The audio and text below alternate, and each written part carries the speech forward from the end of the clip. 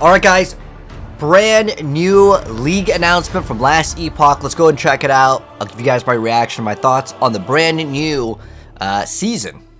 Greetings, travelers. I'm Judd Kobler, game director for Last Epoch, and I'm thrilled to announce that Last Epoch's first post-launch cycle, Harbingers of Ruin, Cycle 1.1, is just around the corner, arriving on July 9th.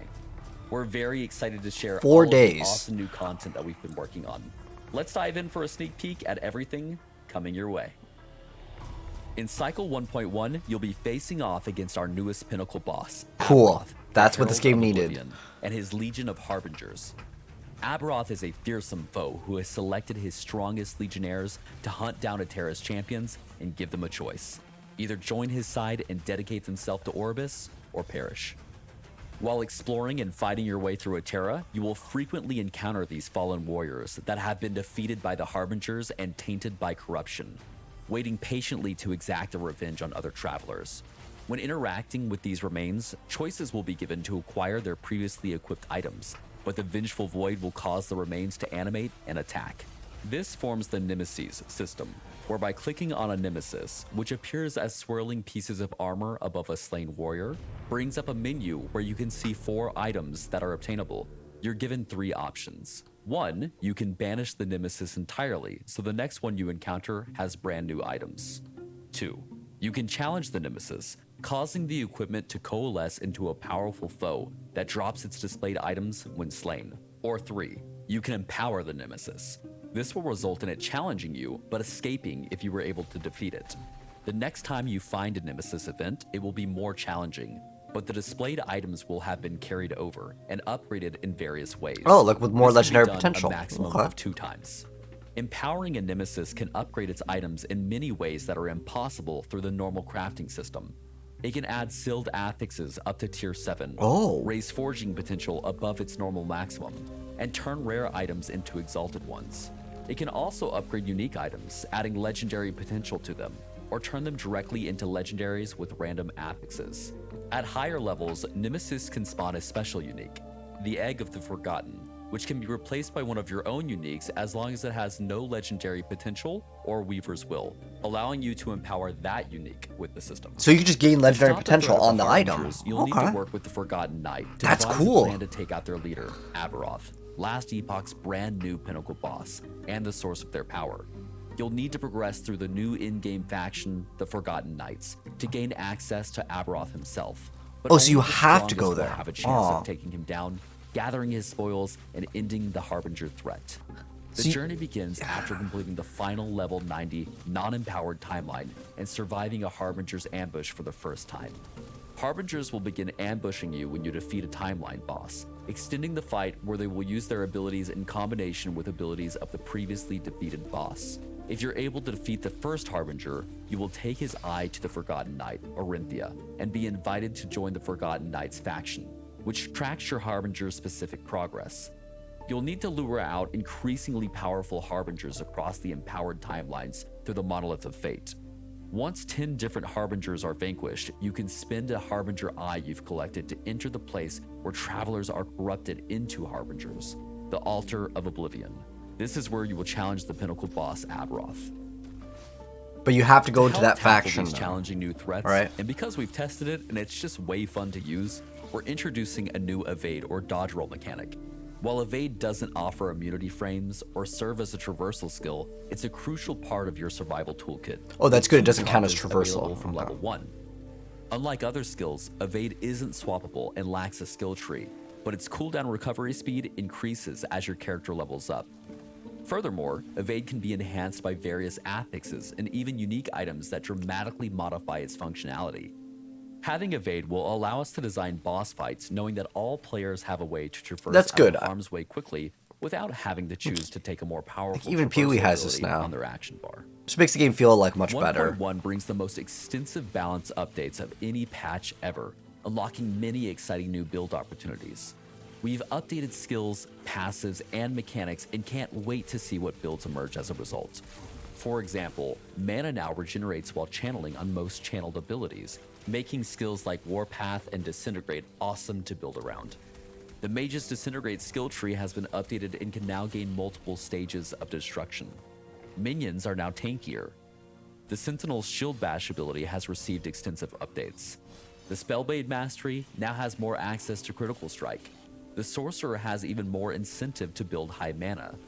Shaman and Forge Guard have received extensive updates to be more powerful and interesting.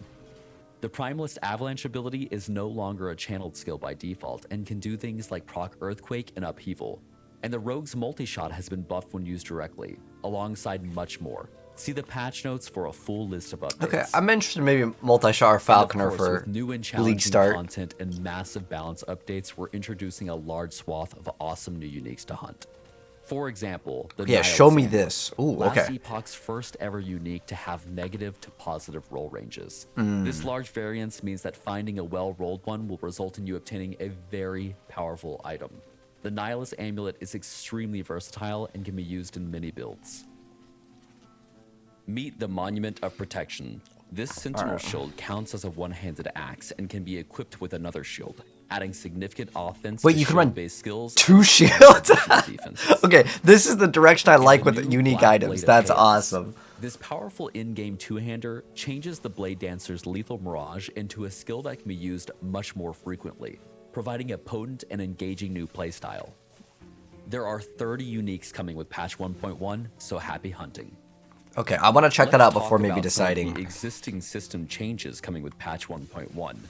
First off, we've added 2 new ranks to both Circle of Fortune and Merchant's Guild factions. I feel like these took and way reduced too the long time to... it takes to reach the Oh, highest thank ranks. God. That was one We've also problem. revised their rank rewards, and there's now smoother progression in the items to access with Merchant's Guild, and we've provided Circle of Fortune with ranks to receive more boss loot, experimental item affixes, and the final rank now completes the prophecy twice instead of just duplicating the reward itself.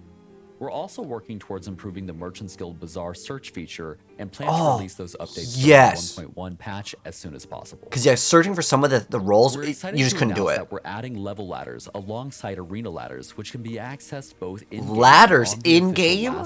Before Diablo? We're also Dang, that's adding awesome, timestamps man. on the arena ladder entries so that players are able to tell Very when cool. an entry on the leaderboard was made. We've replaced boss dynamic damage reduction with a new boss ward system, which solves a number of issues. This new system clearly represents boss's true health, makes health leech reliable, ensures players' damage output meets expectations, and there's no longer downsides to higher DPS builds. We have a few changes coming to the Monolith of Fate. First, Echoes now more consistently contain swarming and rare enemies to ensure that they're sufficiently populated and rewarding. That's good. We've heard your feedback that progressing through non-empowered timelines on alts is too time-consuming. In 1.1, you will be able to find the new Glyph of Envy, which siphons stability from your items to add to your timelines. The stability granted to uncompleted, non-empowered timelines is very high, allowing you to quickly progress through the unempowered monolith on alt characters. We've also made some changes to the Gaze of Orbis mechanic found in empowered monoliths, which previously could be overly punishing. Not only were there diminishing returns at higher amounts of gaze, you also lost all of it if you died to a Shade of Orbis. In 1.1, every stack of Gaze of Orbis always gives 12 corruption, but you can only use 4 at once, the rest carrying over to your next Echo Web. Additionally, when you die to a Shade of Orbis, you now only lose a single stack. Also, in parties, everyone who has enough stability to get blessing and boss-specific rewards is also given 1 Gaze of Orbis, making it easier for multiple people to progress corruption together in a party. Next, let's dive into the massive amount of quality of life additions that we have been working on with our community that you can expect to see in both Cycle and Legacy with the launch of Cycle 1.1, Harbingers of Ruin. In 1.1, all blessings that your character finds and can select from are stored and can be changed out at a vendor for a gold cost. It's 10,000 gold, it's nothing. Characters that share a stash together have the option to equip a minimum value of all found blessings, as long as they have conquered the timeline it is found from. You can even access grand blessings normally found in empowered timelines by just conquering the normal version of the timeline. You can now search timeline echoes with text or via icon. Very awesome We've made some good improvements to the loot filter. For example, you can now filter for legendary potential and Weaver's Will. Selecting multiple affix conditions is now supported in the Oh user my interface. gosh, that is For example, you can have one condition to only show boots with an exalted movement speed prefix, and a second condition to only show those boots if they also have another prefix from a separate selected list. And loot filter rules that's now really good. have That's like numbers, and we've double, added like, an option filters to in show one. those rule numbers in brackets next to items on the ground to show which loot filter rule is applying to the item. Oh, that's Great huge. for troubleshooting your filter and deepening your understanding of how the loot filter works. We have added 2 different variations of always displaying your endurance threshold on your health bar that can be changed in the gameplay settings. We're thrilled to be bringing you all of this and much more, like visual updates, client performance improvements, tons of bug fixes, network gameplay improvements, and plenty others with our first major post-launch patch. Check out the patch notes for full details, and we'll see you in Last Epoch Patch 1.1 Harbingers of Ruin on July 9th. Well, I'm genuinely incredibly impressed. Real quick, I'm gonna kind of recap real quick. Here's my thoughts on this right now. Okay, so first off, the patch and the announcement blew me away. Like, they actually did such a good job pretty much just showing mostly gameplay versus just like a person talking. I really don't like it when games do that. So show me the stuff, and they definitely delivered on that. I'm hoping that we can see all the uniques. Maybe I'll make a dedicated video towards that, as I'll be honest, I've been playing a lot of First Ascendant. I was kind of on the fence. Am I going to be playing this? Am I going to be like kind of just going back to Diablo after I kind of maxed out First Ascendant? But this mechanic over here is pretty cool. It allows you to get legendary potential on your items, but one thing I don't like, okay, and let me see if I can find it, where it said that you had to, like, join that faction over here, okay? So, like, normally I always play Merchant's Guild, even though, like, it's arguably, like, worse than Circle of Fortune. It guarantees me that I can get the exact item that I want, because, well, I'm probably going to be playing Falconer, unless it's something else that's, like, way more OP, because I felt Falconer, as far as at the launch, which is, like, god tier compared to everything else. But the fact that, like, I have to level this one up, Merchant's Guild, right? I gotta go level this one up, and then I have to go swap into Forgotten Knights if I want to do the end game content. Like, I'm trying to understand why I would, like, my whole goal when I want to, like, hop into a new season is always to defeat the brand new boss. And as far as I'm aware of, they said that, like, you have to, like, if you want to challenge the boss, you got to go to the end game faction. So maybe if it's really fast and I can blaze through this one, then in, like, the super far end game, I swap to it, and then I get to do it. Depends how long it's going to take. I don't know, but, you know, how long it's going to take. But if it's not super long, and they said that they improved the speed at Merchant's Guild, that is going to be awesome to go ahead and see. But my goal is to take down the new boss, as that's kind of what I think is something that you can shoot for in terms of season progression. I don't think I'm going to do any, like, speedrun racing kind of stuff, because I don't even know what the new best build is. I haven't really been playing Last Epoch, with the exception of, like, the first, I don't know, couple weeks, made a couple, like, builds and stuff like that. But there were definitely builds, like the Falcon Punch build, that was, like, so cool in its idea, but then, like, you know, you go play it, and it's, like, super underwhelming compared to other builds. So if they're buffing all these things, and, you know, I'm sure there's some sort of patch notes that goes over every single number, as they did a really good job on delivering what they wanted to show off. So anyways, let me know, guys, if you are interested in Last Epoch, or if you plan to play the brand new, like, season, cycle, league, whatever you want to call it. I'm definitely interested in seeing the new boss. That's, like, the number one thing. But other than that, I'm gonna have to, like, kind of read the patch notes and to see if there's anything cool with the brand new uniques.